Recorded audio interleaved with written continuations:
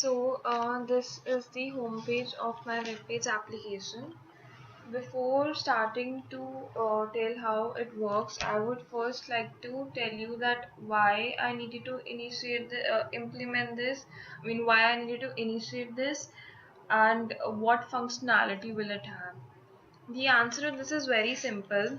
Mind is a joint venture between Samvardhan Motherson Groups and Sumitomo Wiring Systems Limited, that is in Japan. Both these companies are situated in totally different countries. So each and every time one of these companies think of launching a new resource or want to add or update a feature of a particular existing resource, they would have to email all these details of that resource to their other partners, and as a result both of the companies would have to make a lot of changes in their databases. So now, as Motherson Group is a very big company, so they had to undergo this process very often. So to this wasted a lot of their time. So they wanted to avoid this, and due to that, the idea of resource file generation was considered.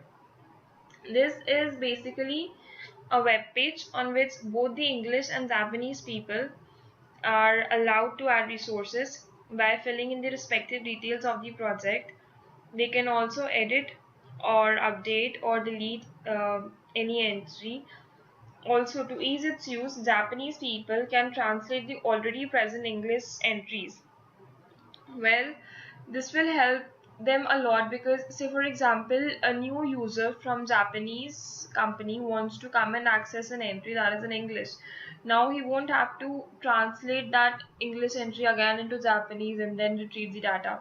He can directly use the translated copy. So, well, this saves a lot of time, right? Now comes the main functionality of this web page. The main function is that there is a generate button in this web application that I'll show you later. By clicking on that, two resource files get generated and they get saved in one of the drives in your computer as specified by the programmer. Now these two resource files, these are XML files basically. The first one has all the entries of the resources in English language, while the other one has the same information but in Japanese language. So now any user can view these files and can retrieve any information of any resource by just the click of a button. Now I'll show you all the different views of this web page application. The first one is the English entry. So if I go on it and I add resource, so this is my add resource form. Say here I give the entries as test1 and good, and I click on save. Yeah, so I get this page. Here I can clearly see this entry has been stored over here. This is the page that I get after saving my data over there. Now from these two buttons, edit and delete, I can either edit the option, edit the given entry, or delete the given entry. Yeah. This is the message that I get once the resource has been successfully deleted, and now I won't be able to see it in the resource list. Now this is my second view, that is the Japanese entry. Clearly here we can search on the basis of resource description, translation status, or on the basis of the date range. In resource description we can put the respective description of the resource and find the resource. Now there are three types of translation status: all, translated, and to be translated. While selecting one of them, we can search the entries. Right now all is selected over here and all the entries corresponding to it are shown in the resource list. Now say for example, if you want to search on the basis of date range, let's see what happens while we click on it.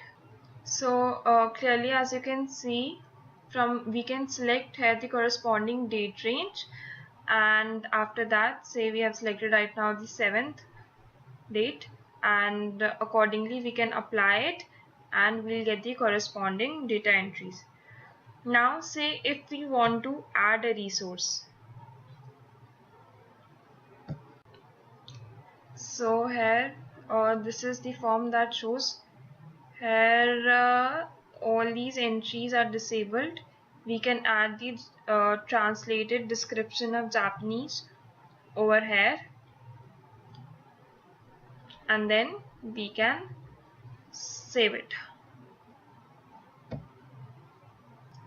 Now this is the last view, that is the generate resource. Here is the generate button, and clearly these are all the entries which were already there. Now I can search here on the basis of resource description, or I can click this button generate to get my two XML files, that are the two resource files, one in English language and the other one in Japanese language. Let's see what happens when we click here, when we click on this button generate. I'm still here on this page. This means there is no error message, which means that the two XML files have been generated.